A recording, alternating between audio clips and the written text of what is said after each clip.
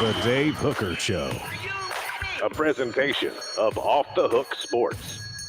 Objective insight, expertise, top guests.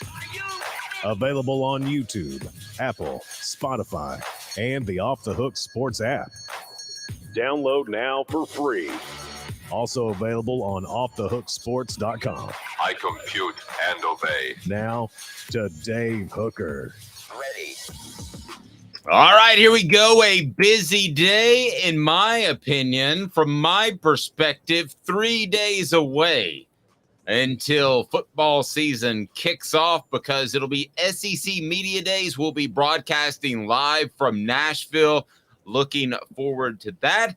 And that'll be brought to you in part by our friends at Zen Sports. So, man, we've got a lot going on the program today. It's a Football Friday with Fred. Fred White will join us. Ryan Day wants to change the whole field to benefit him, wants to move the hashes in, which would affect Tennessee and their spacing. Also, Joe Milton named one of the 10 most intriguing players in the SEC. I'm not so sure that he's a lock for number one, considering the backstory. Greg Sankey with a new contract. Does he deserve it? And the 10 best coaching jobs in college football. We do want to lead, though, with a little bit of breaking news, and that is Austin Price, who will join us for the first show at SEC Media Days on Monday, has reported that Tennessee will learn its fate concerning the NCAA today. So I want to go ahead and tell you, if you're listening live at 10 o'clock, as we're weekdays live at 10 a.m., we will have a bonus edition of the program as soon as we learn about Tennessee's fate with the NCAA. From what I have been told, I do not believe it will be overly serious. I do not believe there will be a bowl ban. I have said this all along. And I do not believe there will be serious scholarship reductions. Could there be some limitations on recruiting travel? Absolutely. You could see some of that. You could see a probationary period of 2 or 3 years. This is what I've been told. Again, we'll have a special show at noon when the news is released by the University of Tennessee. But nowadays, even a scholarship reduction, and when I say scholarship reduction, I'm talking 5, 6, 7, 8 scholarships, is not a big deal because of the transfer portal and being able to bring people in. So a lot going on. Click that like button. If you haven't subscribed yet, please do so. And I got to get the notifications on, because we got big time stuff coming up. Dante Stallworth on the YouTube page. He played Peter Warwick leading up to the national championship game. So, Caleb, huge day as we look forward to SEC Media Days. And again, that special show that we'll have just a little after noon when we hear Tennessee's NCAA fate. I would be stunned if it's overly serious in terms of the punishment. I do not believe that they will come down heavy on Tennessee because of the way they separated themselves from Jeremy Pruitt. And I believe a lot of this was done by Jeremy Pruitt without the knowledge of Philip Fulmer, who would have been the athletic director. Now, you could argue they should have done more to separate themselves with Philip Fulmer, but I don't think Fulmer had any knowledge of the things that were going on then. The next step might be if Jeremy Pruitt decides to come back in Tennessee. So we'll see. A lot of people, on the message board, we've got some people that think that they're concerned about dropping the hammer down. Caleb, I just don't see that. This show's on YouTube. People can go back and watch. I could be proven wrong, but I don't see that. How are you, sir?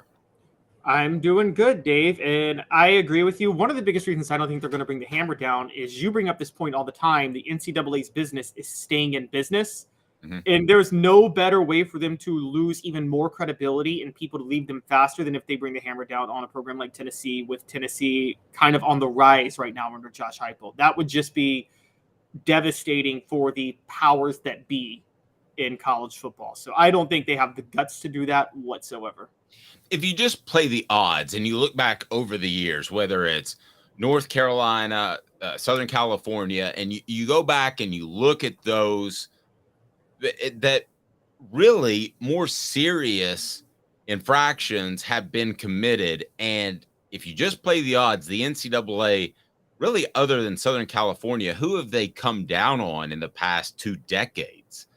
Caleb, and that'd be 2.5 decades, I guess. I mean, there hasn't been. I mean, they came down on Penn State, but then they retracted their punishment for Penn State.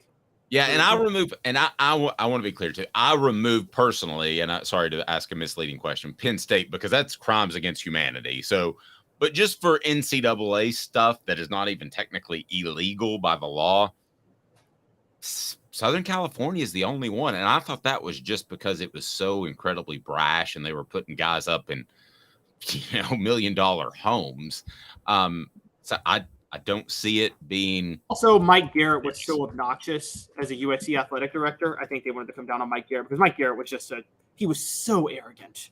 And I don't think they were happy that he went out and hired Lane Kiffin either. Yes. I mean, you hire Lane Kiffin, who had an NCAA issue.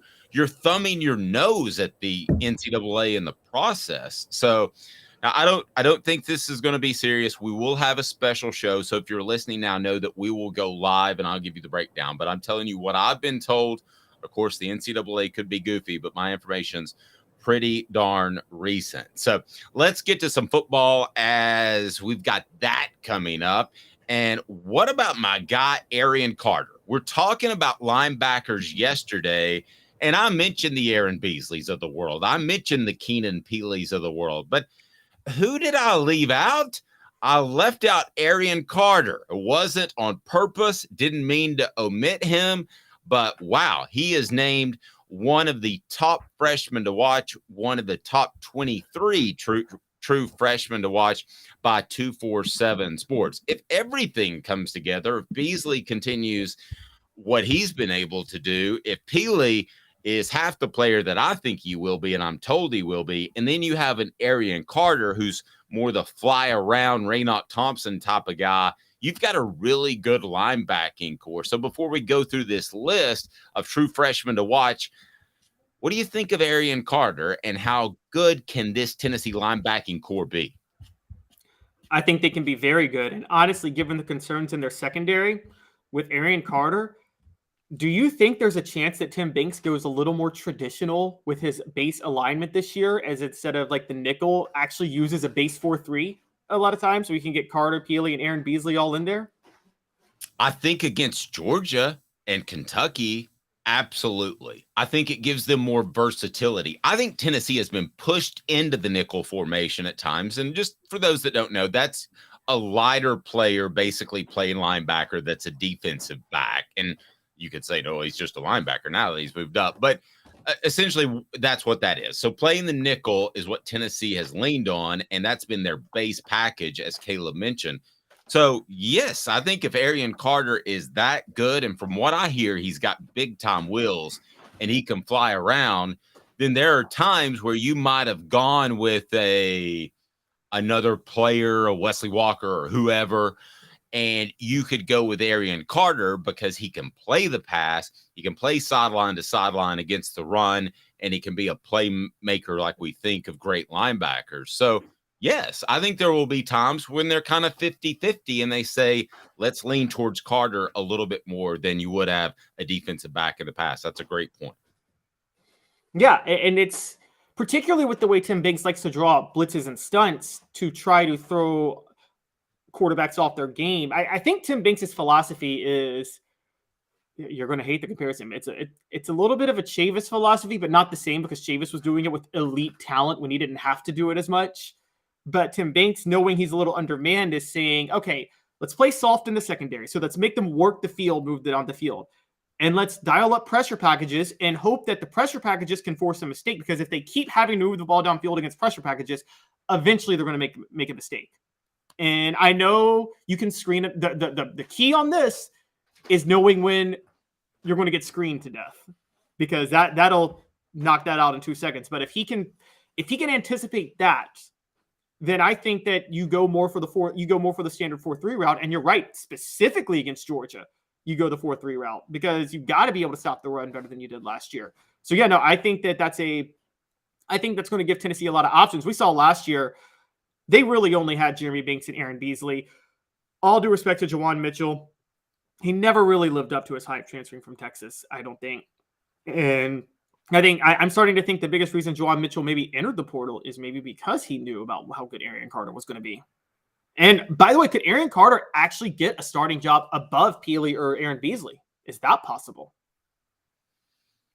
I think he could rotate with one of the guys. I'm not willing to go that far unless Peely, something happens and he turns out to be a bust, and nobody's led me to believe that. So let's talk about some other freshmen that could have big time impacts like Carter. And it's brought to you by Zen Sports. Zen Sports, the new sports book in Tennessee, revolutionizing the way you earn sports betting rewards. That means no more deposit bonuses that turn into deposit nightmares. On Zen Sports, what you see is what you get. And with their cash rewards program, you get a lot of cash for a welcome bonus. Earn an unlimited 5% cash back on your betting volume for your first 15 days when you sign up with the code HOOKED. That's HOOKED, HOOKED. Unlimited 5% cash back. Keep betting, keep earning with up to 3% cash back on your betting volume every month after that. And refer friends to earn a percentage of their betting volume as cash rewards too. Zen Sports is bringing the cash back to Tennessee. So if you bet big on sports, you want to be betting on Zen Sports. Zen Sports betting just got better. So with Arion Carter, we think he's going to have an impact. Who else out of Tennessee's true freshman class, not talking about transfers, which tend to garner most of the headlines, but what other true freshmen do you believe can have an impact this season? I've always been of the mindset I'll see it when I believe it. And then I want to get to this 247 Sports of some SEC guys that they believe will have impacts as true freshman. Caleb, what other Tennessee freshmen do you think could have a big impact? Because there's a good chance we'll be wrong, because we thought Justin Williams-Thomas would have a big impact at running back last year, and he never saw the field. As somebody told me, he couldn't see a hole if it was laid out right in front of him. What other freshmen? Hey, neither could Trent Richardson, and he still won a national title at Alabama. But Yeah, but there were like 3 holes. So he could go straight, step left, step right, and he's going to be all right. That offensive line was so massive. It was insane. All right, so I think this offensive line is going to be pretty good. I'm not ready to say it's of that ilk. What other Tennessee freshman could have a major impact this year in your mind, Caleb, before we take a look at the SEC incoming freshmen that 247 believes will have a big impact? Okay, so we've gone back to them a lot, but I'm going to go back to them again. I'm still very big on either Jordan Matthews or Ricky Gibson. One of those guys is going to start this year. I actually think I think if you were to set a betting line right now, I would say you make it more likely. You would set it at how many true freshmen start in the secondary. You would set it at 1 or 1.5. I mean, because I think Jordan Matthews or Ricky Gibson is almost a sure bet to start this year at cornerback, one of them. And I would lean towards Jordan, but I have no strong indication from the people I talked to within the program. I would lean towards Matthews. I think he's a little bit thicker, a little bit stronger, but I think that's a great pick, one of those 2 guys. Here's what 247. And we also prefer Louisiana kids because we're apparently Louisiana homers on the show. So I'm not. You are. Here's what 247 Sports had to say. Quote, "You had a feeling when Carter picked Tennessee over Alabama, the talented linebacker would have a chance to crack the balls projected too deep as a freshman, and that's the case. Per Go Balls 247, Carter won the Mr. Football Award in Tennessee's highest classification last fall as the state's Gatorade Player of the Year after a remarkable 2-way senior season, 92 tackles, 6 tackles for a loss, 3 sacks, 5 passes defended, 3 forced fumbles, 1 interception at linebacker, along with 1,100 yards rushing, 19 scores. Given Tennessee's youth movement at linebacker following heavy production losses, which would be Jeremy Banks, Carter plays the one position in Knoxville where an early impact is needed most. And frankly, even if Jeremy Banks was back for another year, they needed more production out of that position. Doesn't he sound like, given the fact that he was probably the best athlete on his team, ran for 1,100 yards? What does that remind you of? By the way, the Dante Stallworth Celebrate 98 video is up. It reminds me of those linebackers in the late 90s and early 2000s, more late 90s, because kids didn't want to change positions after about that time, despite the fact that it would be better for them. It reminds me of those guys that played running back and they were the best athletes on their team, and Tennessee would flip them to linebacker. Some knew before they got to campus, some did not. Dominique Stevenson, Al Wilson played running back. Raynaud Thompson played running back. I could go on and on and on. So you make that flip because they're a great athlete, but they also have an innate feel for playing within the tackle box, which is a special gift. So it makes me think of those type of cats where you're not just going out and get a guy who's mastered linebacker, but maybe is not the most physically gifted guy on his team. Does that make sense, Caleb? Yes, but the blasphemy of you to mention running backs from the 90s who played linebacker at Tennessee and not mention Al Wilson, who rushed for 1,100 yards in high school. I said Al. Did you say Al? Did I miss you saying Al? Yeah, I said Al. Okay, sorry. I don't know why I didn't hear you say Al for some reason. Sorry. No, but I said Al specifically, who also played safety, because I got ripped on the YouTube message board because I didn't mention he played safety too. Yes, he did, but he also played running back. All those guys played running back. Every single one of them. Stevenson. I bet Ryan Carl didn't play running back. Sorry. Right. Right. Ryan Carl did not play running back, but the rest of them did. Yeah, I mean, they all did, and they were all that good. And I just I like I like this move. I like it a lot. And if you had to pick between Arion Carter and one of the two corners you mentioned as being the biggest impact, would you take Carter or would you take one or both of the corners in Gibson and Matthews? I'm still going Matthews, and I'm actually with you. I'm going one of the corners. I'm going specifically Matthews. I have more. Tennessee is going to need to plug somebody in at cornerback this year, and so I think Jordan Matthews is that guy. So yeah, that's where I'm at. Very fair. I can roll with that. All right, let's ask Jacob Warren, because Jacob's a pretty smart cat. He'll be at SEC Media Days next week. And what does Jacob say about the channel? What's up, everybody? This is Jacob Warren asking you to like, subscribe, and share.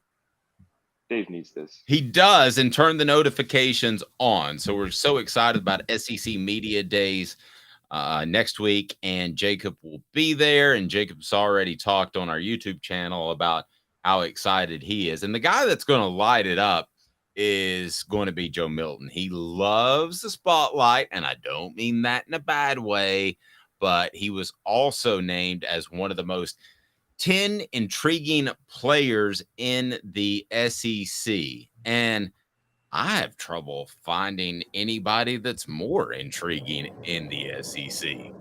What the H? Brought to you by Craft Treats. What the? What was he thinking? Release the hounds. The Dave Hooker Show. Keep cool. A presentation of offthehooksports.com. All right, so most intriguing players in the SEC, according to On3. This appears to be in no particular order, and it's done by Jesse Simonton, who has done a fantastic job, and I really like his work. So Joe Milton is there, saying Joe Milton has spent the last 2 seasons honing his game and waiting for his opportunity to lead Tennessee's offense. Former Michigan transfer beat out Hendon Hooker for the starting job in 2021, but a minor injury and inconsistency relegated Milton to the bench. Now he's the guy and holding off Nico. And he's also a guy that, let's face it, it would be understandable if he had some doubts after the way things shook out in that Ole Miss game where he jumped out of bounds. It would be understandable if he had some doubts after the way Hendon Hooker played last year and had some questions about just how good he can be in this offense, because he did get benched, be it inconsistencies or injuries. So is there good pressure or bad pressure for Joe Milton? I ask you that question, Caleb, and then we want to get into what players are actually more intriguing than Joe Milton. I can't think of any. And it's brought to you by Craft Treats. CraftTreats.com has all kinds of treats for your pets, but it has the chill pills with the CBD derivatives that will help with your pet's digestive issues, that will help with your pet's arthritis issues, and also can help with anxiety issues. So every once in a while, I'll pop a chill pill with a CBD derivative. No, I don't, but I do give it to my pet. And you go to crafttreats.com, use the promo code off the hook, get 20% off. Please support our sponsors and advertisers.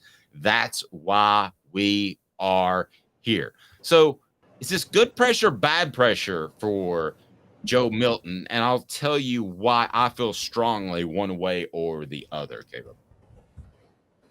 I think it's good because even though I do think he panicked in that Ole Miss game, I think largely Joe Milton is showing a level of embracement of the pressure that's been put on him this year. It just seems like Joe Milton is much more ever since. And I look at these things. We talked about this, that you even told me based on reporting you had heard. Joe Milton got kicked into high gear when Nico Iamaleava showed up on campus. Not that he wasn't in high gear before, but that he felt the pressure when Nico Iamaleava arrived. Well, how did he respond to that pressure? He held on. He balled out in the spring. He was clear-cut the best quarterback in spring practice. Didn't panic at all. That, to me, is just the first sign of really standing out that, okay, when there's any type of pressure put on Joe Milton, he embraces it. I mean, we've seen quarterbacks in the past that, you know, the minute pressure's on them in any sort of way, they fold. I mean, they collapse. I don't want to call him out, but when Eric Ainge was feeling Rick Clausen behind him, he melted down in 2005 and did not handle that well at all. And I would blame the coaches and the way they handled it more than Eric. But either way, you're right. The way they handled it didn't sit well, and it shouldn't have with either quarterback. I thought they just that's as bad a coaching year as I've seen up close. I thought they had both quarterbacks by the middle of the year mad about the way they handled it. If there had been a third quarterback, he'd have been mad too, because it was a total fiasco. So who is more intriguing than Joe Milton on this list? And when you look at the list, I think you have to give the nod to Carson Beck because he's taken over for a national champion and he's replacing a Stetson Bennett. I can go with that. But here are some of the intriguing guys that are on this list. And one would be defensive lineman Mason Smith with an extra A. So it's Mason Smith of LSU. Wide receiver Malik Benson out of Alabama. I think he's big time because I don't think they ever got their receiver production where they wanted it last year. Will Rogers, Mississippi State. I think Will's very good. I don't know what happens with the unfortunate passing of Mike Leach. Rest in peace.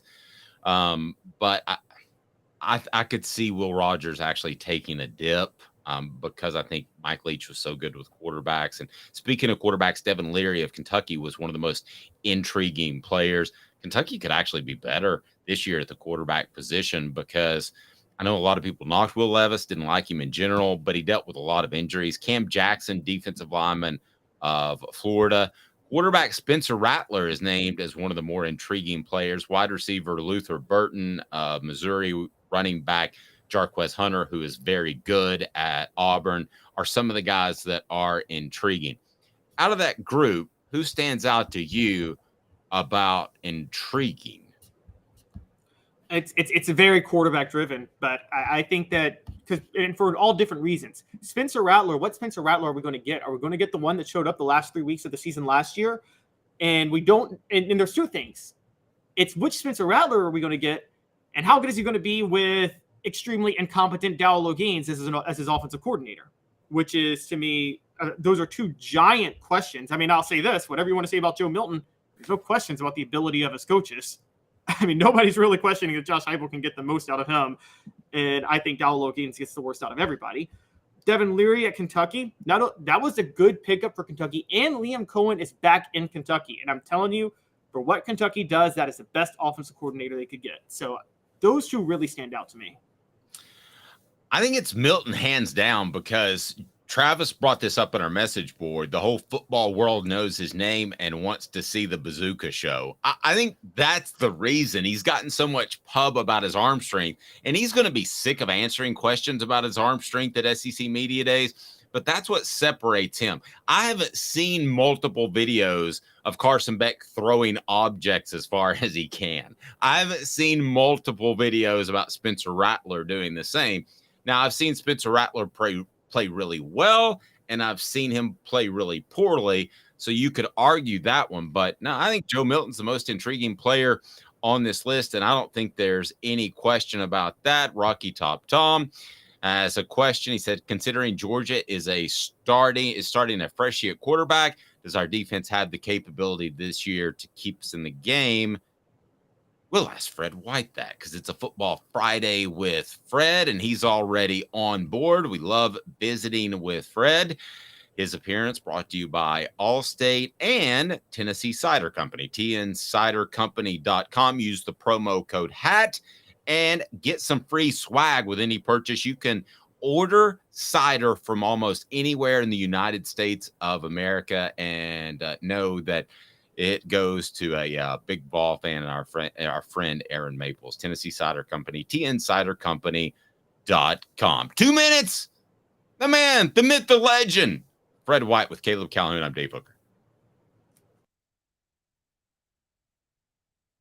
And Craving Wings South North Shore location, where we've heard people say that you can get the best wings in East Tennessee. Pero ¿quién es este? El número 87, Jacob Warren. I'll just do 6 in my sauce 87, please. Imposible, señorita. Dale 6 más. Look at these wings. Perfectas, deliciosas, fantásticas. Man, I don't know what you're saying, but it sounds awesome. How do you say fresh, never frozen in Spanish? Frescas, nunca congeladas. Make your way to Craving Wings and get you 6 más. But what was funny about Cadis, we were a full continuum of care at that time. We had detox, we had inpatient, we had outpatient. So we were doing a lot of the things that we do now. But now we just do them so much better. It's really a simple program, but we're complicated people. I am what I am, and now I got to do something about it. You can take your life back. Call Cadis today. Got cataracts?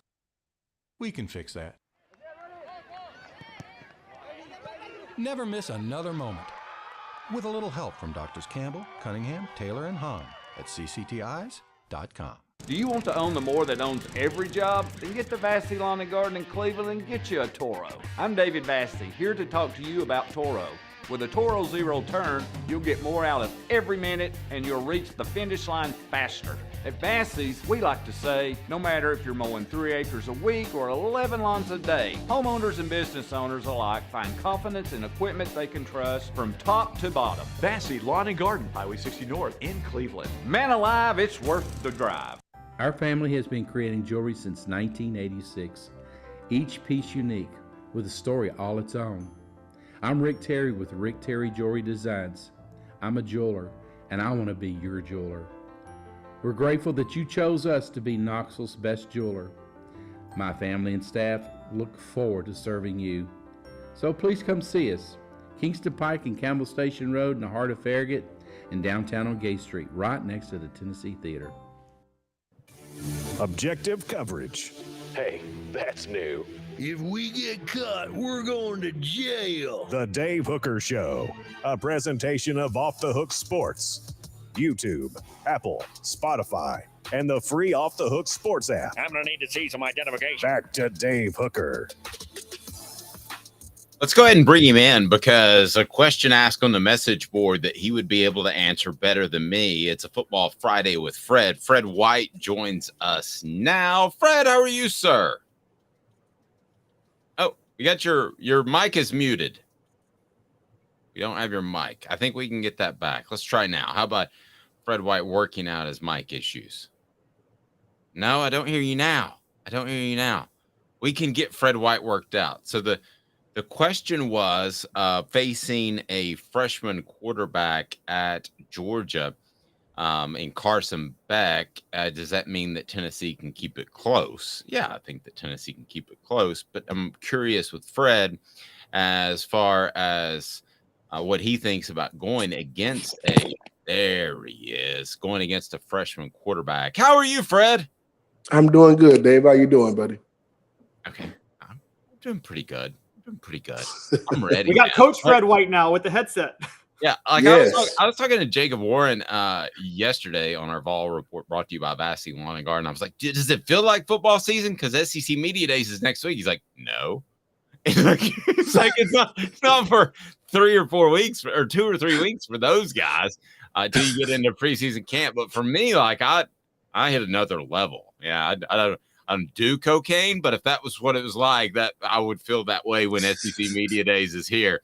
So so I guess if I want SEC Media Days in April, that I'll have to start doing some sort of drugs. But Fred, we had a question before we get to a couple of things, including Ryan Day, who wants to move the hashes.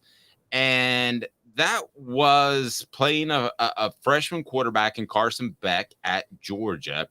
The question was phrased, can you keep it close? Yeah, I think Tennessee can keep it close, and they can win that game.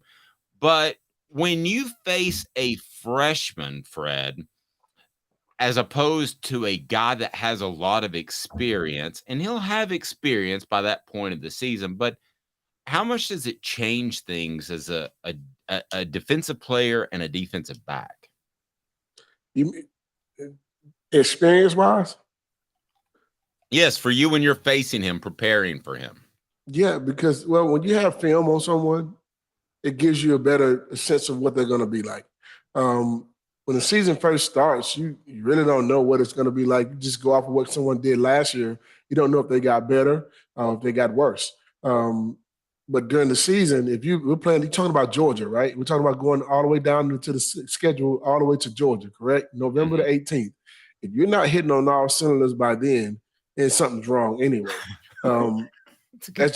That's towards the end of the season. That's when, we always used to say we want to play Florida. We wish we could play Florida at the end of the year because we were a better football team. And I feel like our coaches knew what players could do on our team as well as on theirs. So the game plans were a little bit different.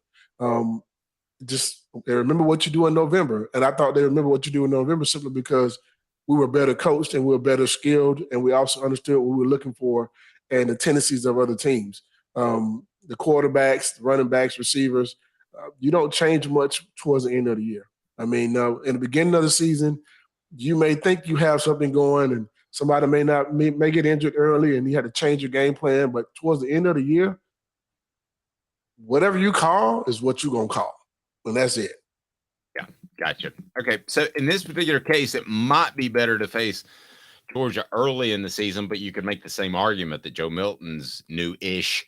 So that could go either way. Fred, if people want fantastic coverage, how do they get in good hands with Fred White? Dave, they can give us a phone call at 770-381-0367, or they can also look us up online at fredwhiteallstate.com or just Google us, Fred White Allstate. We are also on every social media platform there is, and it's Fred White Allstate again. Great stuff. All right, so we got Mr. Jones saying TGIF, thank God it's Fred Day. I like that. I like that too. Yeah, thank you for that, sir. We should have thought of that about 15 years ago. We might still use that. I'm like, God, that's pretty good. All right, so Fred, Ryan Day at Ohio State said recently that he thinks the hashes should be moved in. So let's start like an elementary level because you know way more about football than I do. And I'm somewhere in between those that might not understand. What are the difference between the hashes in college and the NFL to make sure everybody's following along and we're on the same page? Well, in college, you play, it's a wider field because of that, where the ball is set up and you have more field side, those type of things. When you're on the left hash, you got a whole lot of field on the right. But when it comes to like the hashes being like the NFL hashes, most of the game is played in the middle of the field. And that's the biggest difference. It's just the game is played right in the middle of the field as opposed to having more room to maneuver or throw that deep out route or corner route on the outside of the over there. That's kind of a difference. For instance, playing in the 1998 National Championship game, you look at where they were lined up. when they threw the interception, Dwayne picked up the interception, that was on the wide side of the football field, that wide hash. If it was in the middle of the field, I don't think it's the same type of throw. You know what I mean? That throw gets there a little bit faster because that out route's a little closer. I just think that leave the college game where it is. Leave it alone. When you want to play in the middle of the football field, you make it to the NFL. That's the whole thing for me. Don't try to make the game more like the NFL. Let college be college.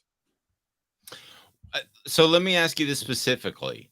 How would it, if at all, affect Josh Heupel's offense if they moved the hashes to the NFL and they moved them in? I mean, like I said, the game is played in the middle of the field at that point. So, I mean, I don't think it would change what he runs or what he does, but I think having the wide hashes has an advantage for offenses in college. Just simply because you can use more of that football side of the field or have more room to run certain plays or do certain things. I don't think that would mess up his calling or game plan or whatever. It just gives you extra space. Okay, and when you get the ball to someone out in space, like a Squirrel White or whatever, and you got a wide side of the football field to be able to get him in more space, it just gives you more space to use to maneuver. That's pretty much it. Yeah, so the columnist I read thought it would really hurt Josh Heupel's offense. I'm not going to name him. I didn't get that at all. I don't think he knows anything about football. He just knows what he's just talking. I don't think he knows anything about football. I don't know who that guy was, but I said it. Tell him I said it. We don't have to name him. He's a fairly nice guy. But anyway, take off, Caleb. So, Fred, if that happened, yes, so if they moved it in, so I think an advantage of Josh Heupel's offense is right now, because they spread so far, defenses have to declare if they're going to play the run or the pass. You're saying even if the hashes were moved in, they'd still, against Josh Heupel's offense, they'd still have to declare that, wouldn't they? They wouldn't be able to disguise the coverage, right? I mean, you wouldn't be able to. I mean, it's not just Josh's offense. Yeah. It's Georgia's offense is the same. It's very similar. Their concepts are just different. It's all about getting guys in space. Oregon did it the same way years ago with the head coach they had. I can't remember his name. But everybody kind of made a version of that because of how fast he went and those type of things. It's still calling the same plays. Nothing's wrong. Nothing's different just because you got more hash or more space. You're still calling the same plays. It's no different. You still got to stop the guy that's in front of you. You got to beat that guy. You got to win your one-on-one battles. Nothing changes out of it as far as calling plays in space. The one thing that I wanted to ask you that I haven't heard of anybody that might address it, but I remember interviewing Gary Danielson, and he said, this part of football has bastardized the sport, which is a great word. If we all use the word bastardized daily, it might be a more fun world. But he was referring to the fact that offensive linemen basically don't have to declare if they're against the run or the pass, and they're allowed to release further downfield. The NFL, you can only go a yard downfield, and with college football, you can go 3 yards downfield. So you're essentially blocking for a receiver at some point. What are your thoughts on that rule and the way college mandates it? And it's part of the reason the RPO game, right, is so much more effective in college. It is a lot more effective in college simply because of that. Because as a safety, if I'm reading my uncovered lineman to my receiver, for guys who understand the game, if you actually know how to play the game very well and be good at safety, you should be able to read from the uncovered lineman, which may be the center or the guard. And those guys usually give you the play before the play starts. They're either leaning forward or they're leaning backwards. And if that guy, if the ball is snapped from the center and he's uncovered, the first thing he's going to do is help, because that's his responsibility. He's going to help backing up, but he's going to help going forward. Now, if that guy can go forward 3 yards, it tells me run as a safety. So I'm coming down. But if it's RPO and they see me come down, now I leave a space open in the passing game, which is why it's so hard to cover those RPOs. If that guy's only going down 1 yard, I can now establish whether it's run or pass a lot faster. Is that? So, yeah. I know Caleb's going to jump in, though. Is that fair to the defense? Is that a rule you're okay with? Or are you kind of like, I don't like the rule because it makes you you have to wait sometimes as a safety and as a linebacker. So you don't get a chance to pull the trigger as fast sometimes because of that. Because as a linebacker, if you're looking at the linebacker stance, he's 5-6 yards off the ball. When that lineman is coming at him, he's expected to go and attack that lineman, in his gap because it's a run play at that point.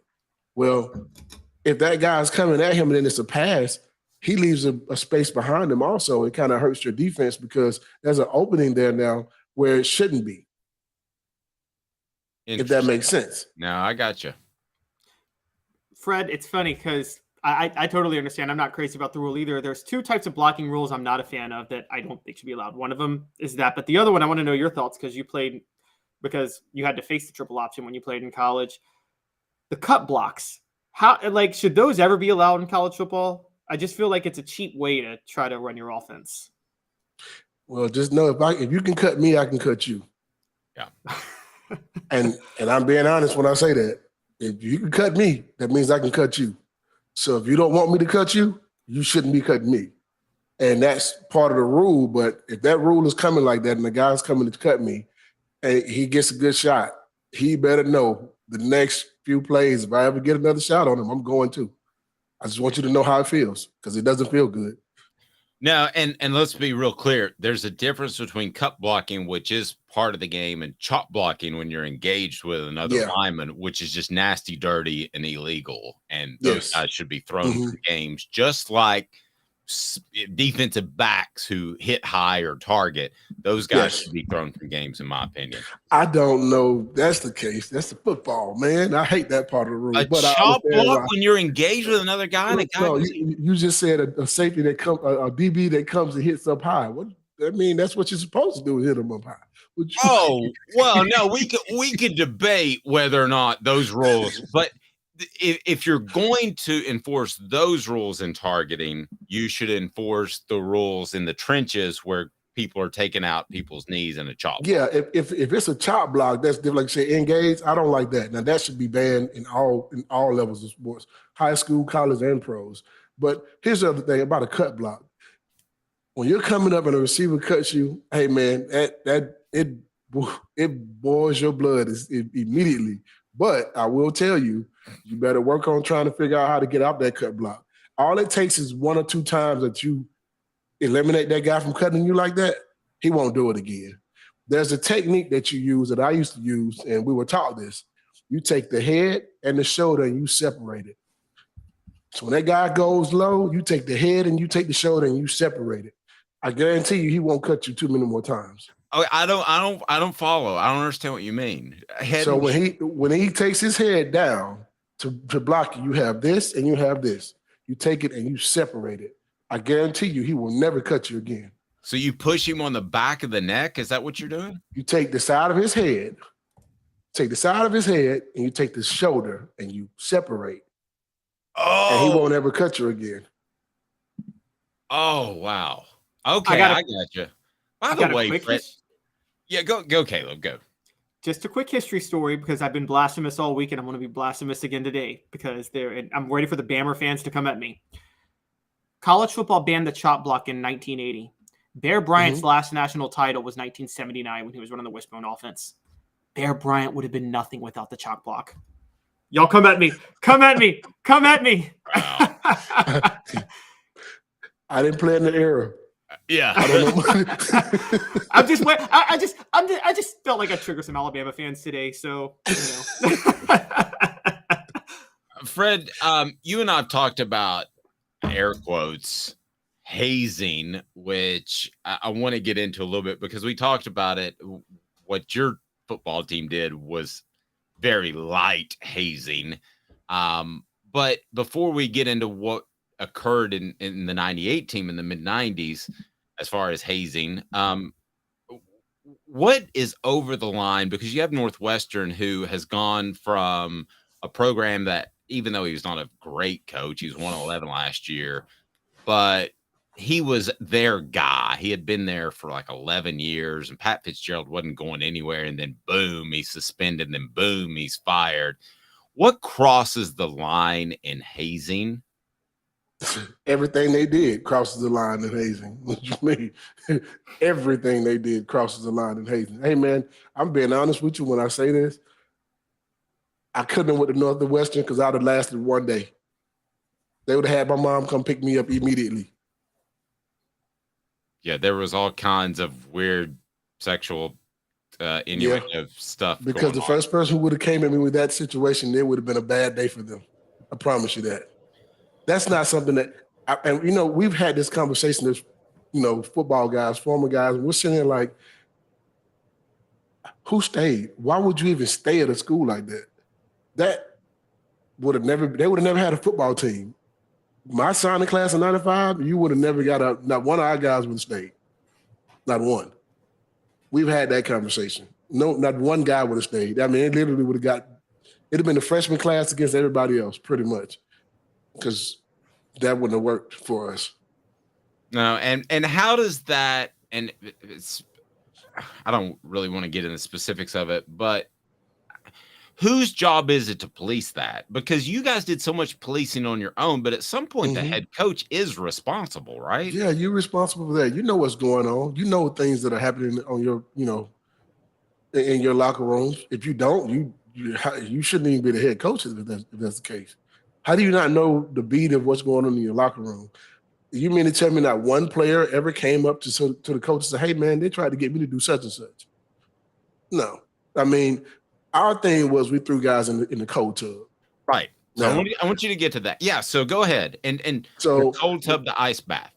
And when you're a freshman, most guys had, back then we hadn't even been in the cold tub. We didn't know what a cold tub was. So they, but now you understand that the cold tub actually helps revive your body from pain and all that other stuff. So it was literally, I remember coming into the locker room and I got stopped at the door. Actually, I'm walking into the complex after practice and Bubba Miller, I'm going to tell the full story, walks up to me and he's coming towards me. He's about 10 yards from me. And he points at me and he says, you go willingly or you go by force? And I was like, what do you mean? What are you talking about? He was like, if you make me run, it's going to be bad for you. And I just stopped. I was like, man, what is going on? He said, you're going in the cold tub. So I just took my helmet off, took my shoulder pads off, and I just gave myself up. He picks me up and throws me over his shoulder, a few slaps on the butt on the way in, and he tosses me in the cold tub. I actually sat there for a minute because it felt great. If once you get used to ice baths, it's the best recuperation. When I did CrossFit, which I'm not comparing, it's the best recuperation you can do, but it takes a couple times to get used to. Oh yeah, but it's a lot of, you got to go through the gauntlet. They're gonna smack your butt and those type of things. But hey man, it's the game. It wasn't trying to hurt nobody or harm anyone. But like if they had to wrestle you to the ground to take you back, it probably seemed a little different. But that cold tub actually felt good after you went in it. I mean, that was part of our hazing, but you had to go in the cold tub. Anybody who was a new coach or you got a promotion as a coach or a freshman or a guy who transfers in, if it's your first year with us, you're going in the cold tub. And we just get to pick you up and throw you in the water. That's it. The weirdest part about it too is, okay, so I want to describe it a little bit. So basically it was called running at Northwestern and they would dry hump them. I never thought I would say that. No. Okay. Not going to work. Not going to work. In a dark locker room. Actually, I've heard of worse at the high school level and I almost reported it, but it's disgusting. I don't want to get into it. But so a player would be restrained and then they'd have these purge-like masks and then they'd dry hump and it's just weird. But the other weird part about that was almost as weird as that is they would do it around the holidays. So they would have Runsgiving and Runsmas around Thanksgiving and Christmas. If you're going to haze somebody just like the ice tub thing, you get that out of the way and you make sure they're a part of the team for their freshman season. I mean, dragging on to Thanksgiving and Christmas, that's bizarre.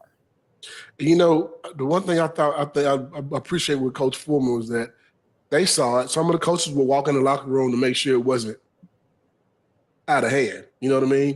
Mm-hmm. And when it was done, Coach Foreman, okay, everybody's gone in, it's over. That's it. And then he walks out of the locker room. You know what I mean? Or whoever the coach was that was in that locker room, hey, that's it. We're done. And it was fun funny because people were like, man, that water was cold, you know.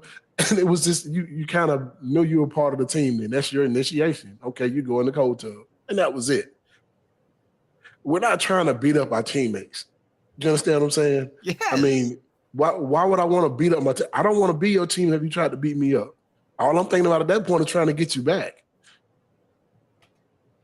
Yeah. So, and Caleb, I want you to jump in here, but Mr. Jones said, "Do people pee in the cold tub?" No. If they did, let me tell you something. Well, it's physically impossible because my little friend runs somewhere out west because it is so cold you cannot possibly urinate. I mean, it is. Yeah, let's just say I'm not real proud of myself when I'm in the ice tub, and I, try to warm up as soon as possible before somebody perhaps. He's my little buddy. And if somebody did that and then put somebody in the cold tub, I promise you that person right there would not be a part of our team no more. I think most of the 10 guys on the team would have got on him. Yeah, it would have really turned into a hazing event. Yeah, that's gross and difficult to do if you've ever tried to. Yeah, it would have really turned into a hazing. What's wrong with my bladder and other things? Go ahead, Caleb. Would you like to talk about your private parts? No, I would not.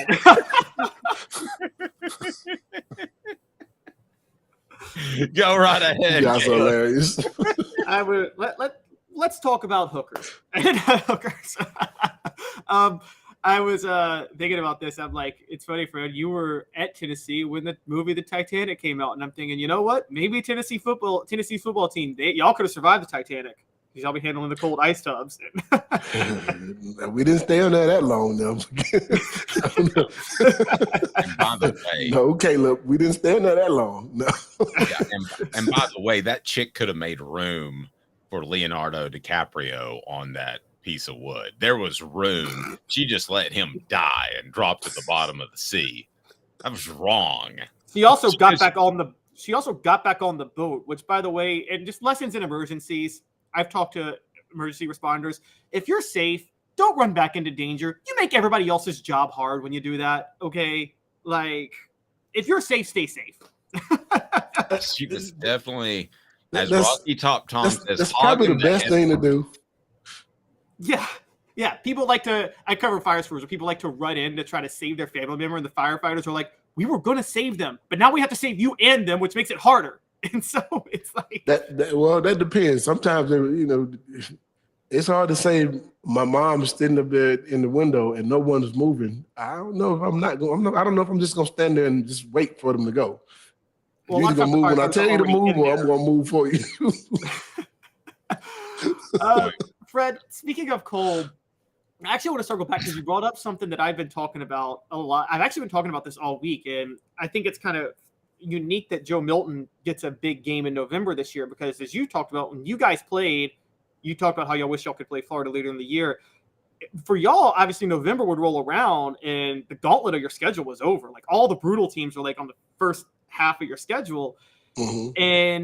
And I've actually made the case that I think that's one of the things, I'm not saying it's the only thing, but I actually think it's one of the things that cost Peyton Manning the Heisman was that he didn't have a meaningful November game.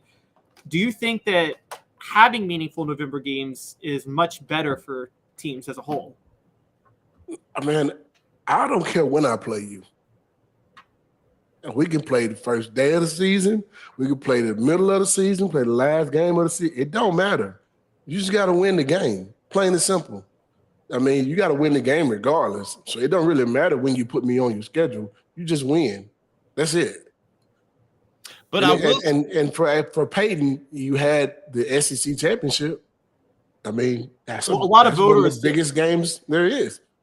A lot of voters during that time, I know this having read some history, a lot of voters didn't believe that conference championship games should be a factor because not all teams played conference championship games during that time. Like, remember, you guys had to play it, but Michigan didn't have to play it. Mm-hmm. But I think for us, the SEC, I bet Michigan and Ohio State and the Big Ten wish they were doing the same thing we were doing at the same time, because they're so far behind us now. That's a good point. So I think it played out better for us than it did for them. I will say this, though, to Caleb's point. Let's take Georgia win in 97, or take any the Alabama win in 97. Take any of those you want. If that happens in November, I bet you Peyton Manning has a Heisman Trophy on his mantle. I don't know if that's the case. Really? No, I don't. I love Peyton Manning to death, and I think he could have won the Heisman. I should, I sit back and I think about this all the time. But I also look at this and say, man, doggone Charles Woodson didn't do bad in the big games, man. I mean, he made plays that if he don't make those plays, they don't win the game. Now, I look at the Heisman now and I say, it's gone to more offensive players. There'll never be another defensive player get close. It may not even be another running back that wins it because of the way the game has changed. It's going to be a quarterback almost every time or a receiver, and that's going to be it. And I don't like the fact that that's the case. So sometimes the best player on the football field is not the quarterback or a receiver. I mean, I look back now and I go, some of the best running backs that ever played the game in college didn't win a Heisman. You look at Marshall Faulk, did not win a Heisman. Mm-hmm. You look at from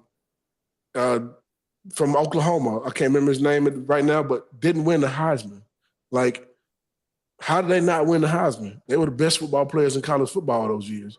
But it's more so now a quarterback position. Now, do I think Peyton should have won the Heisman? I do. But can I take anything away from Charles Woodson and what he did? I don't know if I can. I mean, the guy had a punt return against Michigan and an interception. That's the biggest game of the season for them. They play against Penn State. He catches a one-handed interception against Penn State to seal the game. That was nasty too. That was a nasty. I mean, so you go back and you look at the games. He did put up a lot of points. I mean, he made game-changing plays. I can't knock what he did. He's a Hall of Famer in the NFL too. So I can't go back and say, he should not have even been close. Hey man, he had a heck of a year that year. Now don't get me wrong, he got more media coverage because of where he went to school, but he did. He had a heck of a season.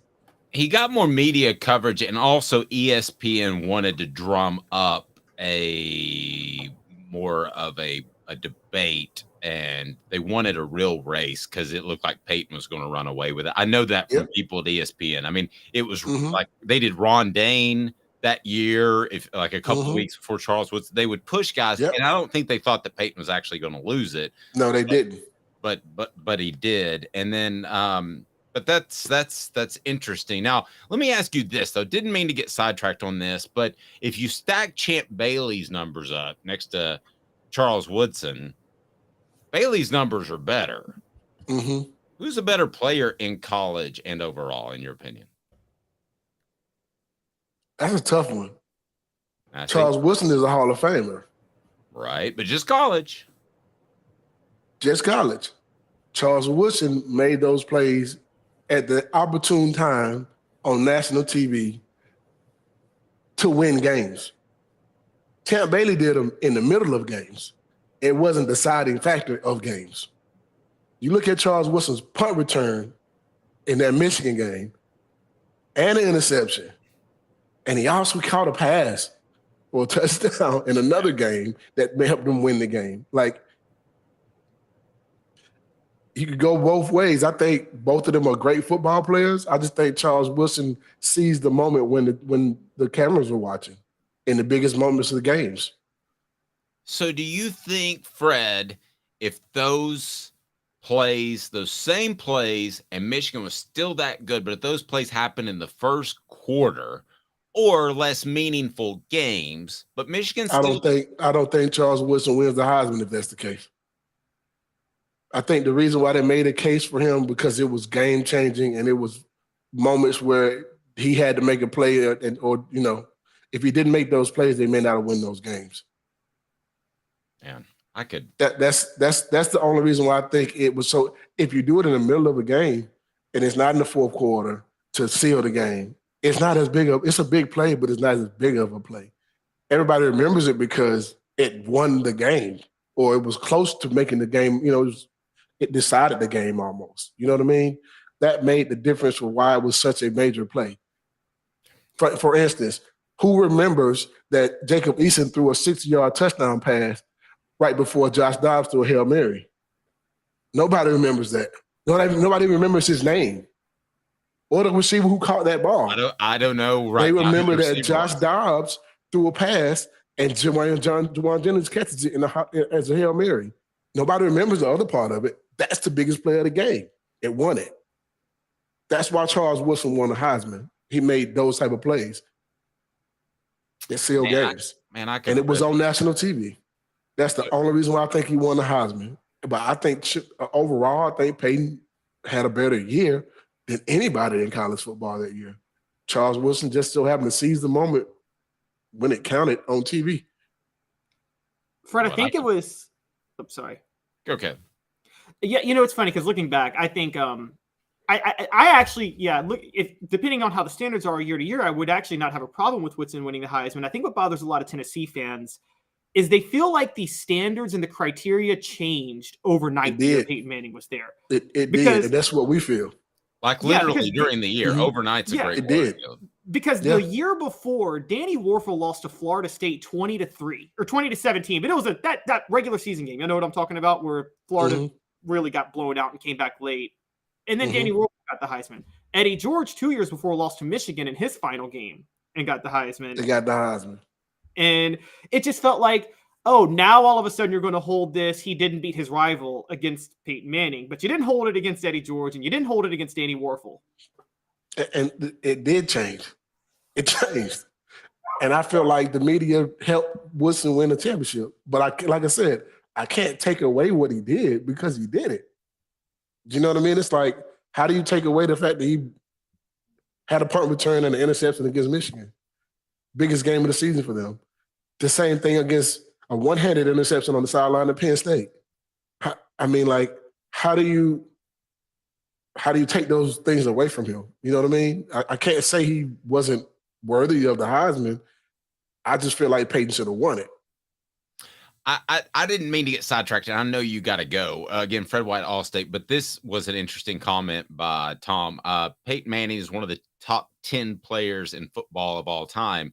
Woodson was great, but not that great. He's a Hall of Famer in the NFL. Yeah, that's great. Yeah, to me, you're kind of splitting hairs at that point. When you make he's a Hall of Famer in the NFL, he's great. If you don't make it to the Hall of Fame and not be great, I don't know I don't know one player in the Hall of Fame that's not great. Not one. No, I agree. So you can't say that. And I don't know about you. When Eli Manning goes, there will be. Sorry, I'm a hater. Yeah. I don't know about you, Fred, but I think that as far as defensive backs and especially cornerbacks, it's Deion, and then there's a step down of everybody else. What do you do? You agree with that? Yeah. Deion Sanders is the greatest cornerback to ever play, DB to ever play the game, hands down, without question. Interesting. Good stuff, Fred. Anybody argues with that, they don't know anything about football. Did give up 192 yards to Michael Irvin in the 95 NFC Championship game. Went on an anti-Deion tear yesterday. I love it, Fred. Thanks, Fred.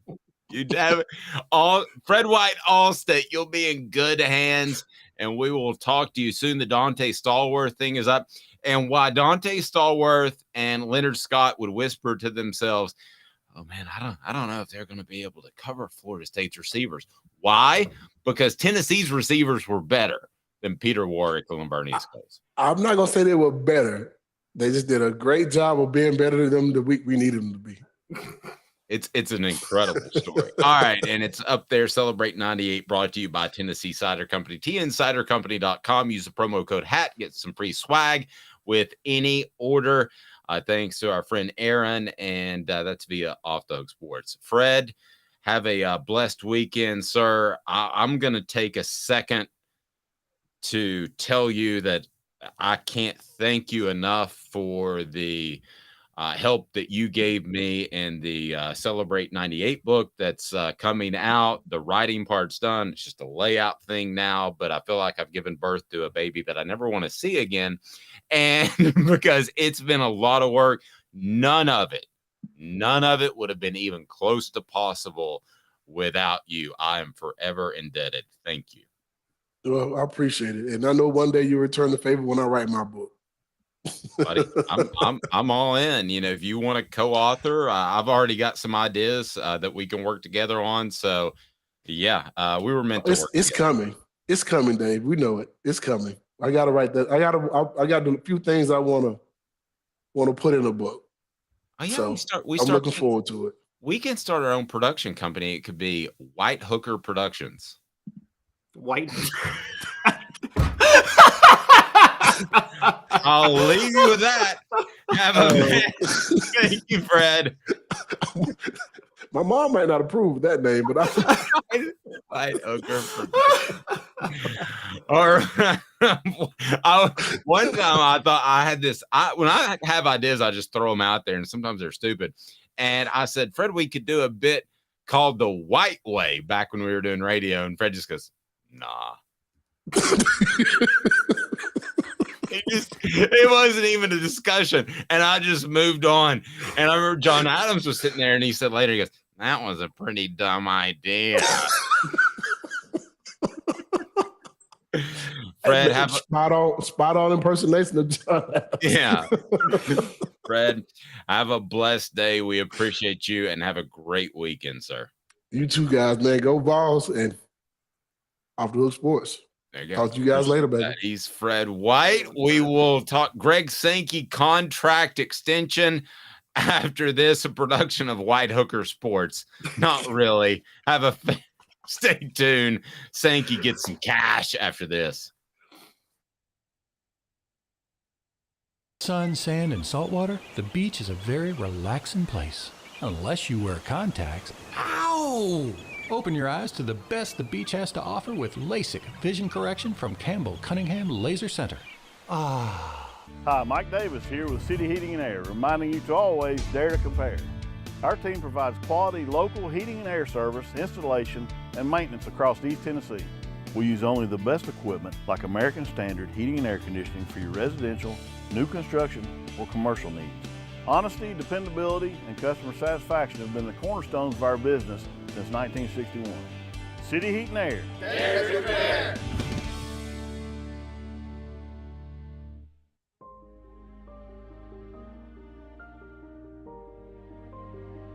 Our family has been creating one-of-a-kind pieces of jewelry in West Knoxville since 1986. Each piece is a combination of unique processes that bring your idea to life. Every day in our shop, a truly special item with a story all its own is being manufactured in our facility, bringing the history and family sentiment into a whole new generation of life. We are grateful that you chose us to be Knoxville's best jeweler, a title that we value and respect. Because to me, being a jeweler and owning a jewelry store are not the same thing. I'm Rick Terry. I'm a jeweler, and we want to be your jeweler. Kingston Pike and Campbell Station Road in the heart of Farragut, and downtown on Gay Street right next to the Tennessee Theater. When you want a hard cider that's easy to enjoy, one that's crafted to perfection, you need Tennessee Cider Company. Some say it's the signature cider of the South. Others say it's the cure to your craving. They all say you'll savor every sip. With a selection of ciders free to sample, all it takes is one taste. Visit tncidercompany.com for more information, as well as to shop our ciders and merchandise online. Thirsty yet? Doors open at 10 a.m.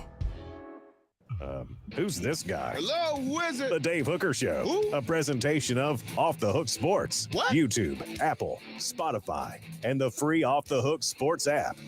Back to Dave Hooker. I embrace the fact that I'm not hip at times. I remember one time Fred and I were interviewing, I can't remember somebody, maybe it was the basketball player that rapped Orlando Woolridge's song. Ronaldo Woolridge, yeah.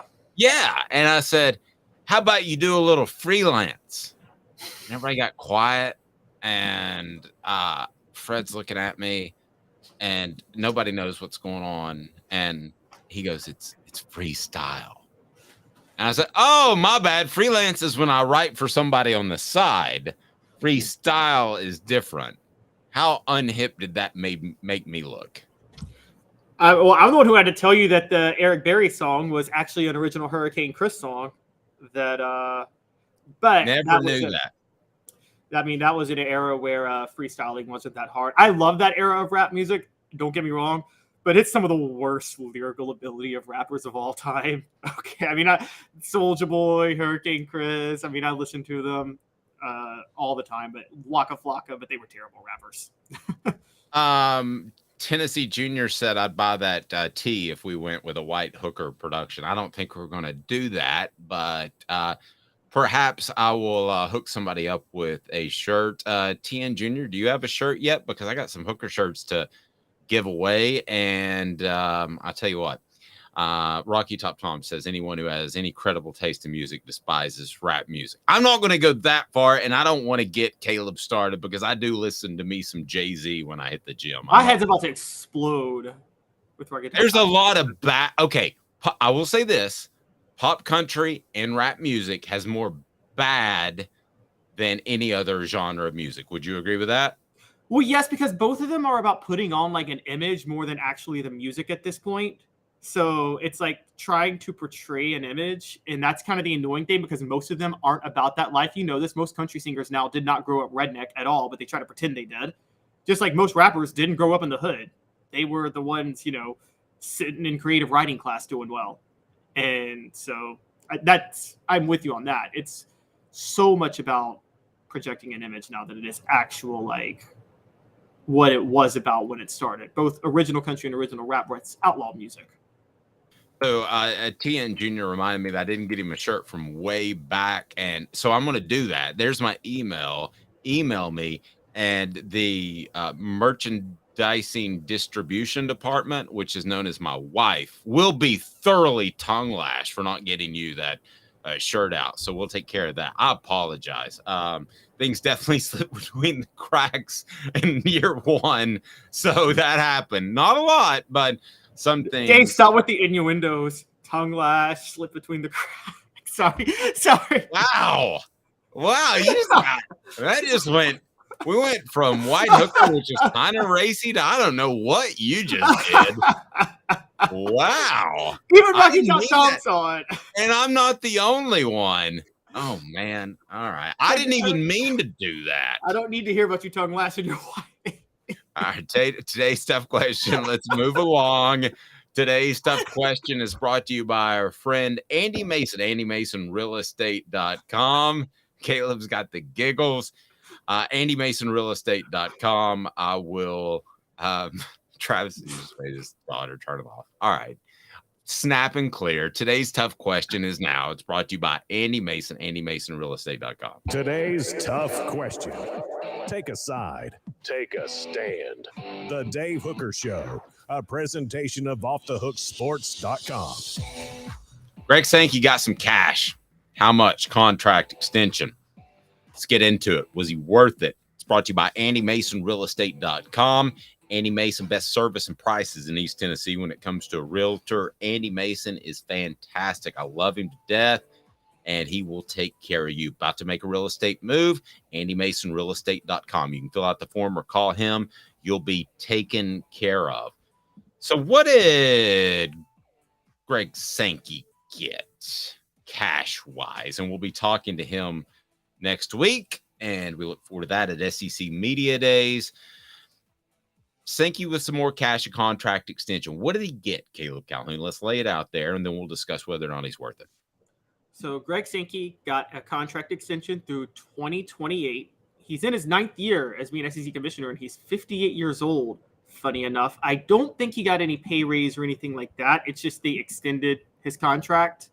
I'm trying to pull up the actual report on how much he's making, but I'm having a hard time finding that. I guess theoretically the SEC doesn't have to disclose that, but yeah, basically he's in there through 2028. And I think personally, Dave, this has to do with more about what he did during COVID. Greg Sankey, and I give him credit for this. Greg Sankey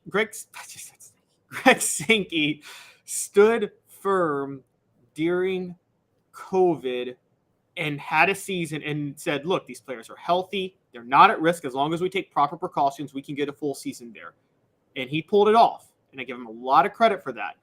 I do think it's easier when you're in the SEC versus the Big Ten, where the weather's warmer and all the data was out that COVID doesn't travel as much in warm weather as it does in cold weather. But I give him credit for that. But I think he's riding on that a lot, because I think he's made a few, ever since that COVID season ended, he's made quite a few missteps, if I'm going to be honest. Okay, well, we can get into the missteps, but as a whole, I would give him an absolute crazy positive review on what he's done. You give him credit for the COVID season and navigating that. That's unprecedented and probably never going to happen again. But we haven't even mentioned the word Texas and Oklahoma, because with Texas and Oklahoma, Caleb, that made them that cemented the SEC into the super conference, with the Big Ten, I think, just short of that. But they're two because they have to go all the way across the country. I think Sankey's done an absolutely fantastic job. Sometimes, and I don't want to put words in your mouth, I get the feeling that you think he's just done okay. We can talk about what he's done wrong, but we're talking about 2 reverse windmill slam dunks in getting Texas and Oklahoma and handling COVID. So anything else he's done, not nitpicking, but I think pales in comparison to what he's done from a positive perspective. You? Okay, reverse windmill slam dunk for COVID. Yes, I can't do that with, getting Texas and Oklahoma, NBA reference. That's like when people who try to say Jerry West is a great GM and they say, well, he signed Shaq. Well, who wouldn't have signed Shaq when they were the GM of the Lakers at the time? And so, Okay, well, I see where you're going. If they come to you, you would sign him. But, Roy I think Kramer. you and I both agree they came to him. I agree. But Roy Kramer was a very conservative commissioner who I think did a good job in putting a BCS together so we could stack teams and not have split champions forever and ever. But I don't know that he would have taken Texas and Oklahoma, because I interviewed him about the potential for a college football playoff and he hated it. I don't know that he would have done those sorts of things. So while it seems like a slam dunk, we're not that removed, about 20 years or so, from when the SEC might have been conservative and said, nah, Texas and Oklahoma, you're not for us. Things are going good. That sounds crazy now, right? But I don't know that Kramer would have taken it. College football was different 20 years ago. Texas would, I think Roy Kramer, if he had stayed commissioner to now, would have understanding the changing landscape of college football. During that time,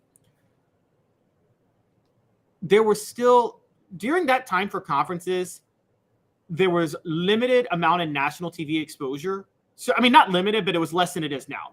And so you didn't want to have too many teams at a conference during that time, because you wanted to make sure as many of you, the highest percentage of your games possible could get nationally televised. And the more teams you have, the harder it is to fill those slots. Well, now with the networks and things like that, and now streaming's coming, there's plenty of national slots to fill. So, and also I think now brand size matters more. So I just think things have changed a lot. It's, even look, Mike Slive, I thought made a great move at the time, getting Missouri and Texas A&M. Rest in peace, Mike Slive. But I think if Mike Slive were alive and commissioner today, I don't think he would have Missouri now. That was at a time when TV markets mattered. And I think he wanted the St. Louis and Kansas City markets. I think if he had a choice now, he would think back and go, yeah, maybe I should have added West Virginia, which wanted to be in the SEC at that point. And so I think that. Yeah. So, okay. So we would agree, right, that since the 90s, let's start at 92 when they added Arkansas and South Carolina, that the SEC has trended upwards the entire time since the early 90s when things started to we didn't know that we're getting weird, but you started adding teams. So I think you would agree that it's trended upwards, right? Yeah, it has. Okay. And I think it's a great product, though. I think managing the SEC right now is like being commissioner of the NFL.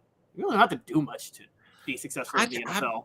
You've said that before. I respectfully disagree, because yes, Texas and Oklahoma came to them, and I want you to lay out the issues you've had with Sankey. But first, let's talk about trending upwards.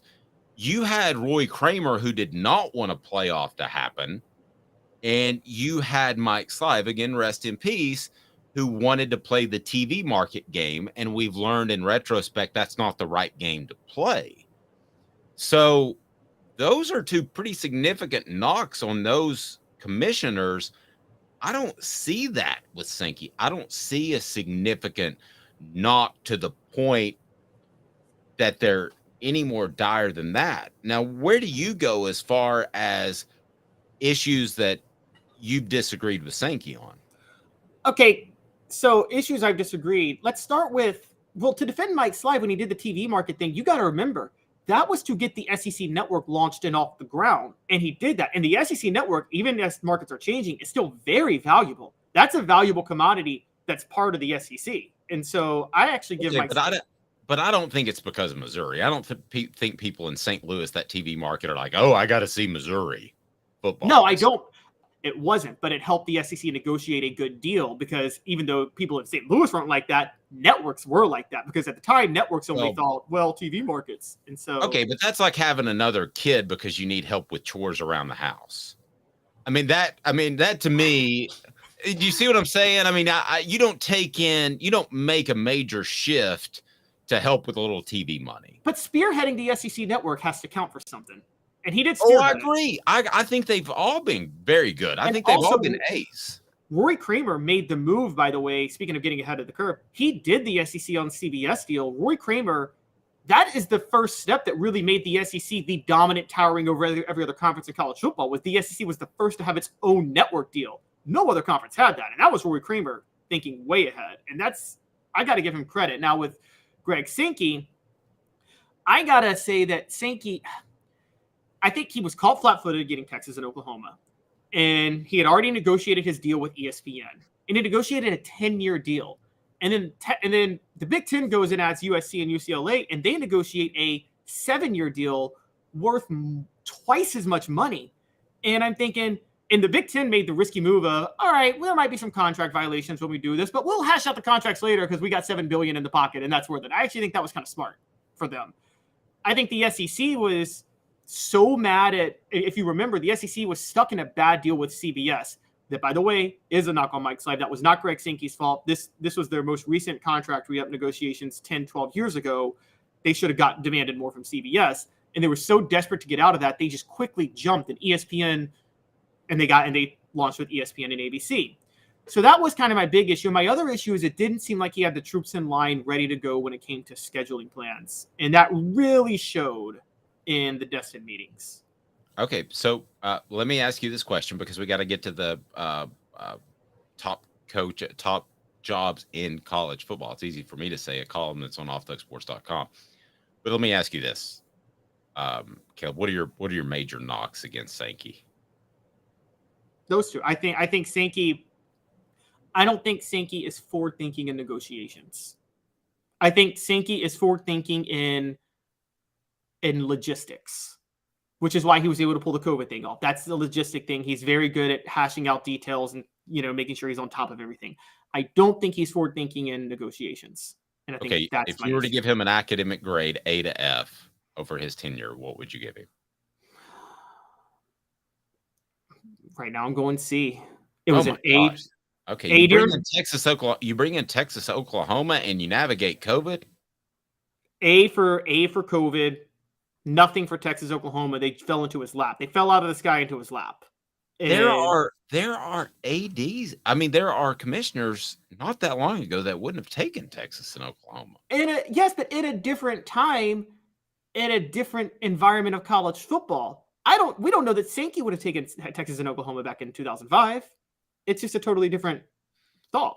Okay, I would give him an A easy, and I'm close to an A plus, but we can agree to disagree. Well, we might disagree on this next topic as well, and it's brought to you by City Heating and Air Conditioning, cityheatandair.com. It's on offthehooksports.com right now. The 10 best coaching jobs that are out there, and where does Tennessee rank? And it's brought to you by City Heating and Air Conditioning, cityheatandair.com. And I'll tell you one thing, your unit may not need to be replaced, just might need a part or some coolant. That's where City Heating and Air Conditioning comes in. 50 years of integrity in Knoxville, cityheatandair.com. Tennessee, you've got at the bottom half of your list of the best coaching jobs right now, the 10 best college football Power 5 head coaching jobs, and you've got them at the bottom half. Run me through your list and tell me why. Well, let's start with why Tennessee's in the bottom half before we get to where they fall. Okay, but let's be fair. Bottom half, these are still top 10 jobs in college football. So it's strong. Yeah, so I have Tennessee not in the top half. The thing holding them back the most is they're just not in a fertile recruiting area. I mean, they're not in a state where they can they can't just stay in their state and build a championship team. And that's where I would say Tennessee's in the bottom half. They got a lot of other factors going their way. I mean, they have the best NIL initiative in college football right now. And that's a huge advantage to have that initiative. They're uniquely located to be able to pluck guys out of Georgia, South Carolina, the Carolinas, and Alabama. And these things make them a top 10 job, but they are not. And also a big advantage for Tennessee, and this is the thing that matters, competition in your state. Tennessee has, even though there's not great in-state recruiting, Tennessee at least doesn't have any competition for their in-state. Vanderbilt and Memphis are not threats to get top talent in the state of Tennessee. They go to Tennessee usually. So let's go through this list, and I'm going to play a little hey now or heck no. And as far as better coaching jobs than Tennessee, you've got number 1 LSU. Hey now. I'd have to agree with that with the in-state talent. I don't think there's any doubt about that. You can still win at Tennessee, but in-state talent at the end of the day is covering recruiting like I have. I'm going to more often times side with that than not. Georgia. And competition for in-state talent. There's no other Power 5 school in the state of Louisiana or within hundreds of miles of LSU, quite honestly. Absolutely. Georgia, different because there is competition, but incredible in-state talent. I agree. Hensley, what do you say? Hey now. Hank agrees. All right. Ohio State, better job. That's crazy. Here's why I say it's not a better job, because it's in the Big Ten, and I think just by the nature of being in the South that you're going to be able to recruit better talent in the South. But I definitely see your argument, and I think you would be in the majority there. Yeah, Ohio State's a better job. First of all, you make it sound like being in the SEC makes it a better job. That means you got more competition. Ohio State's an easy job because they can lock off. By the way, Ohio and California are the 2 non-Southern states that compete with Southern states for NFL talent. I mean, look at the amount, and Pennsylvania too, but look at the amount of talent that comes out of Ohio into the NFL, and Ohio State competes with nobody for that talent. I mean, let's be honest, Dave. Michigan, so like Oklahoma goes into Texas and gets talent. Michigan doesn't come into Ohio and get talent. They are a clear-cut second fiddle to Ohio. They get Ohio State rejects, quite honestly. They have to go to Pennsylvania before Ohio State. And that's why I have Ohio State. Okay. Southern California. That's crazy. I'm not taking Southern California as a better job than Tennessee because of the kids that I've covered there. Football is not as big of a deal. Even if you want to take Nico, he also placed a big importance in volleyball, which some people wanted to say was a bad thing. It wasn't a bad thing because he was supportive of his team, and I agree. I think that's awesome. But I don't think those kids in Southern California care about football nearly as much. I don't think it's a live or die thing. And I think that Southern California is now in the Big Ten. I think the travel issues are going to be significant. So maybe I would have taken them when they could just dominate the Pac-12, but I'm not taking them now that they're in the Big Ten over Tennessee. Thoughts? I am. And I look, I've covered Tennessee recruiting and I've covered other recruit. And I remember USC recruiting in the mid-2000s. Tennessee recruited great in the 90s. USC recruited right on that level in the mid-2000s under Pete Carroll, and they didn't have to leave the state. And quite honestly, it's even going to be easier for them now because they just if you're a kid in California and you want to stay in California, you might have considered Cal or Stanford in the past. You're not considering them anymore with USC in the Big Ten and with UCLA. And by the way, between the two, you're picking USC. So yeah. And their NIL initiative is pretty big too.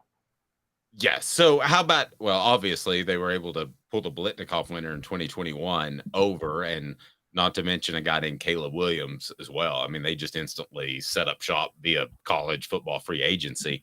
What about Alabama? Hey now. I think it's a better job. I think it was debatable before Nick Saban, but I think it's a better job because of in-state talent, more tradition than Tennessee, even though that at some point has to hit a tipping point where you've got so much tradition. How much more do you need? But yes, tradition doesn't matter. Well, I mean, it matters. It matters in how you built a program. I mean, if you went and looked at TCU's facilities, they're not at the same point as Tennessee's because of lack of tradition and giving and donations over years. So maybe I'm tying two together, if that makes sense. Yeah, I factor donor base more than tradition. But you're right, tradition builds the donor base. So I guess that's fair. You don't have the donor base without the tradition. I would say with Alabama, I kind of disagree even before Nick Saban, because here's my thing. When you have a bad coach and when you're a program in trouble, can you still be good? Let's just compare two. Derek Dooley had 3 straight losing seasons at Tennessee. Mike Shula, who I think you and I would agree was probably on the level of Derek Dooley as a coach, right? About the same type of coach. Pretty good comparison, yeah. Mike Shula still managed to have a 10-2 season at Alabama and finish in the top 10. Yeah. I mean, even if you're a bad coach, you can get a top 10 year at Alabama. Ask Mike DeBose. Have I told you my Mike Shula I gotta pee story before? No. Mike Shula walks in SEC Media Days. I'm the first guy that's standing there because I knew kind of where to be to interview them one-on-one. And I say, hey, Mike, it's Dave Hooker within, I guess, WNML or whatever it was, WNOX. And I said, do you have a minute? And his sports information guy goes, yeah, you can go ahead and do this quick one here with Dave. And Mike Shula goes, where's the restroom? And he was so blown away by 500 people waiting there. And also, it was in Birmingham, so you had a lot of Alabama people, too. He was just blown away. It was like, where can I escape? Give me a urinal, please. Oh, gosh. He also complained about Smokey biting an Alabama player. I remember that one. But yes. Texas A&M, a better job than Tennessee. That's crazy. I know why you're going to say it's a better job, but it's not, because you have to compete with the next school on the list, and that's Texas. Why is Texas A&M a great job? It's got the 3rd largest NIL initiative, or 2nd largest, just behind Tennessee. And if you divide, there were only 3 schools now that legitimately compete for Texas talent: Oklahoma, Texas, and Texas A&M. Well, if you divide the NFL players from Texas by 3, there's still more than Tennessee players. So I mean, that's the thing. There's so much talent in Texas to go around. And I would have disagreed. It's stupid crazy. Yeah. Now, back when they were all in the Big 12, it was one thing because, TCU could adequately compete and things like that. They're not competing with Texas and Texas A&M when they're in the SEC, though. No, you're right. All right. How about Texas? A better job. Hey now. See, I would take Texas over Texas A&M and Tennessee because they are the state school. There was a time where I thought A&M could overcome them, and maybe they did for a brief little moment. But I think when we look at it over the course of 100 years, we would all say that Texas is the better program, right? They're the better program, not the better job right now. One, Texas A&M's in East Texas, so they're actually uniquely positioned where the football talent is. Where University of Texas is not where the football talent is in that state. All right. So then you've got Tennessee at number 8. I'm your Huckleberry. Why? So the biggest advantages for Tennessee, like I said, is they have the number 1 NIL initiative. They have no competition for in-state recruiting, and their in-state talent is not terrible. I mean, it's still one of the better states in the country. It's just one of the worst states in the SEC. So that's what makes it a little difficult. But I still don't think it. But it's still a really good job with NIL and then the talent you can get around you. All right, UCF, you've got it number 9, and I don't know if you're just trying to gig me or not, but it sounds like that's crazy. All right, you ready for this? All right, I'm gonna break this down. UCF is in a Power 5 conference. Florida is a dominant football state with recruiting. But Florida State and Miami, they're about to fall off the map because there's no way. I don't care about that stupid CW deal you guys want to tell me about with the ACC, okay? There was no way with the budgets that's an absolute embarrassment. I don't want to get sidetracked, but when you're on the CW, I mean, good gracious. What do they follow that up with? Bull riding? I mean, you're on the CW, for instance. I don't even know where the CW is on my state or my direct TV thing. So Florida State and Miami, their TV revenue payout right now, because they're in the ACC, is a third of what UCF is going to be in the Big 12. So UCF is about to overtake both of them. Okay, now it comes to UCF and Florida. Dave, I think, and you tell me, I think the Florida brand is still toxic because of Urban Meyer. I think it's underrated how much Urban Meyer made that brand toxic for recruits for a long time. They're about to have a documentary next month on how Urban Meyer ran that program into the ground. Yeah, I saw that. I wouldn't say that he still has an effect, but it's interesting you bring it up. I'll give it some thought definitely over the weekend. And then you've got Oregon as a top 10 job. That's crazy. Here's why I think that's crazy. People want to talk about Phil Knight and the money he puts in it. They've got the cool jerseys and all that stuff, but they've done all that, and they still haven't won a national title. They had Chip Kelly, who was ahead of the curve. They still haven't won a national title.